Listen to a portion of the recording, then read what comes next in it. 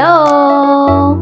Today, isi-share ko sa iyo paano nga ba kumita ng malaki sa pag-tutor. Nung una akong nag-tutor, akala ko hindi talaga ako pwedeng kumita ng malaki dito. Pero nung na-find out ko yung mga techniques, yung mga strategies para makakita ng malaki, tinutuloy-tuloy ko na. Kaya kahit papaano, consistent naman na nagkakaroon kami ng sustainable na source of income sa pag-tutor. So first thing na dapat mong gawin para talaga kumita ka ng malaki, kailangan magkaroon ka ng mga loyal customer. Yun ang totoong bumubuhay sa isang tutorial business. Yung meron kang mga loyal customer. Sila yung mga parents na nagpapatutor sa'yo ng pangmatagalan. Kasi may mga iba't ibang types ng mga customers sa tutorial. Meron yung mag-a-avail lang sila because they just want to try and hindi talaga nila balak magstay. Meron din naman yung 50-50. Pwede magstay, pwedeng hindi. Depende kung maayos ba or natuto ba talaga yung anak nila.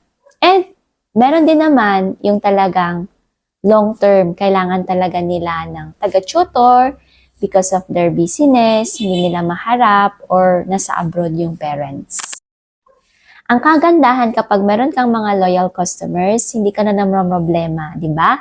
Kung sino yung i-tutor mo ulit next month. Kasi kumbaga, expected mo na magka-continue ulit sila kasi nga talagang naibigay mo yung kailangan nila and talagang nahanap nila yung fit na tutor para sa kanilang needs.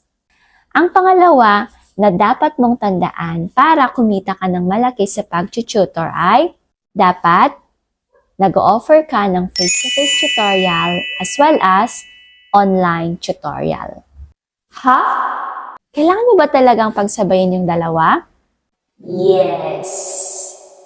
Sa aking pag-tutor, aking na-realize na hindi talaga sapat kapag mag-depend ka lang dun sa isang source of income, which is yun nga, sa ating mga tutor is yung face-to-face. Kasi nga, na-prove naman natin, nagkaroon ng pandemic, di ba? And of course, affected talaga yung mga businesses, including yung sa atin. Pero, kapag flexible ka and you have face-to-face and also online, kahit na mag-close or humina yung face-to-face mo, meron kang aasahan doon sa online. Ang kagandahan kasi nito, mas napapalawak yung expertise mo and yung experience mo din. Alam mong magturo sa face-to-face and natututo ka din paano magturo sa online. Kaya, mas madaming opportunity, mas madami yung possibility na talagang kumita ka ng malaki.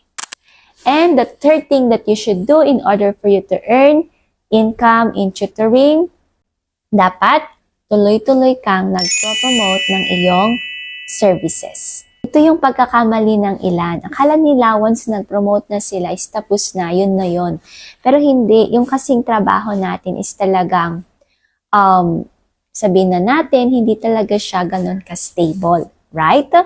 Yes, let's accept the fact na ganun talaga siya. Pero ano yung pwede mong gawin para in order na magawa mo siya na stable? And that is yung continually ka na nag-promote, continually ka na nag-create ng mga content so that yung mga tao talaga is aware sila sa mga services mo and hindi man sila mag-avail ngayon, but sooner or later, when they needed it and or when they know someone who needed it, they can refer you.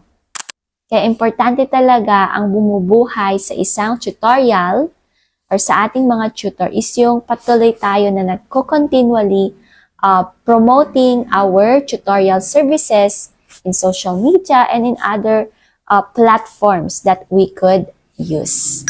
So ngayon, gusto mo bang i-reveal ko kung magkano ba talaga yung kinikita ko sa pag-tutor?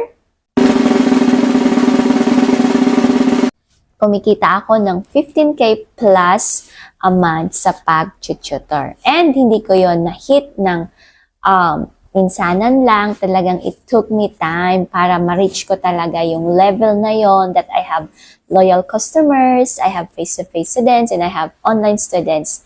But it's possible. And of course, kapag summer tutorial pa, pag bakasyon ng mga bata, kumikita kami ng talagang 20, 30, 40K a month sa aming tutorial. So, ganun talaga siya ka-possible na kahit tutor ka lang, as they say, pwede ka pa rin kumita ng malaki.